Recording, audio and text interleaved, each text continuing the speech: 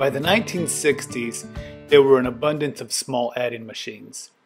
There were few active patents to worry about, so clones were popping up left and right. The Penn Adder probably had the biggest variety, but close on its heels were the Pascaline-type adders and the clicker counters. This is my bag of clicker adders that I've been accumulating for a while, and it's just a sample of all the many such devices.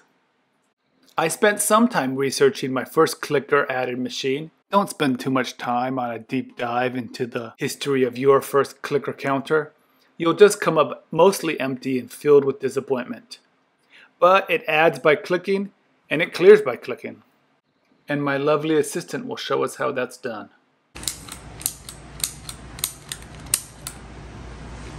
You just click until everything's zeroed out.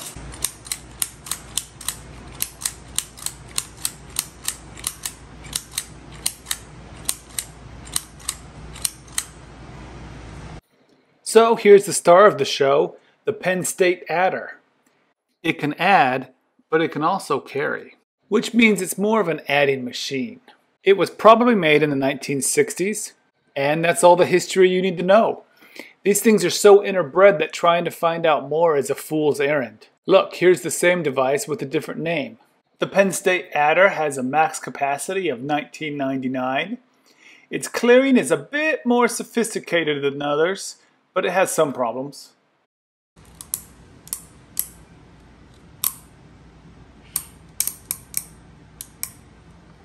It's so small and tight that you get to 9 and then it's hard to just click it one time.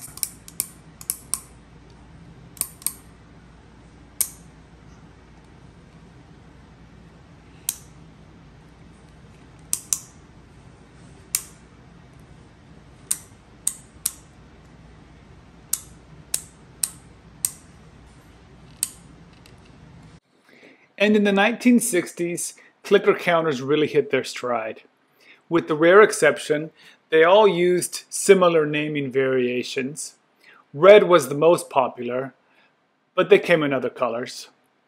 These devices often maxed out at $20, but as the price of a Thanksgiving meal in 1960 averaged $11.65, they got the job done. Some pretty janky devices ended up on the market. It seems that a lot of makers weren't super concerned with button spacing or level windows.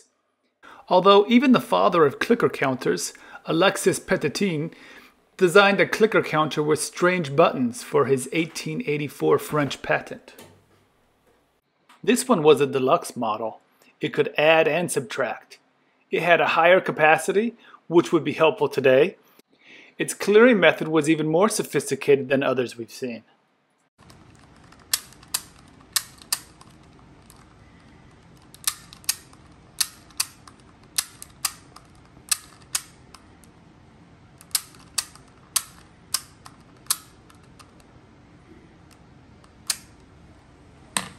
This one had flower power. Some had shopping carts, all to remind you of their intended purpose. There were dozens of these things in the 1960s heyday of clicker-type adding machines. This was a time when men were men and women were women. Times would certainly change, but before they did, women were doing the grocery shopping, and advertising fell right in line with these classic gender roles. When you find a clicker adding machine today in its original packaging, be prepared to see a lady shopping. This one is a good example of converging names. Was it the Quick Adder, the Supermarket Quick Adder, or the Pocket Counter? At least it had a lady. Prices got pretty low on these, so who really knows how popular they were. Sometimes packaging omitted the lady, but they still reminded you of their purpose. How many men go to shopping school?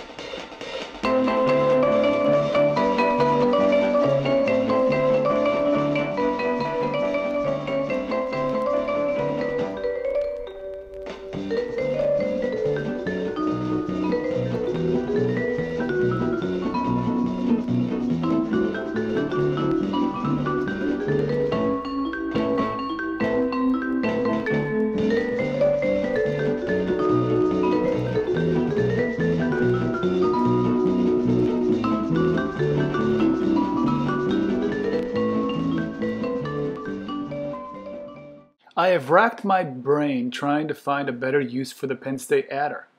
Ultimately, its limited functionality and small size really restricted it to shopping. And good thing too. In the 1960s, it would have taken a lot of grocery trips by my Nana to raise my dad from this little rascal into this virile young man. I don't know that she ever used a Penn State Adder, but she never said otherwise.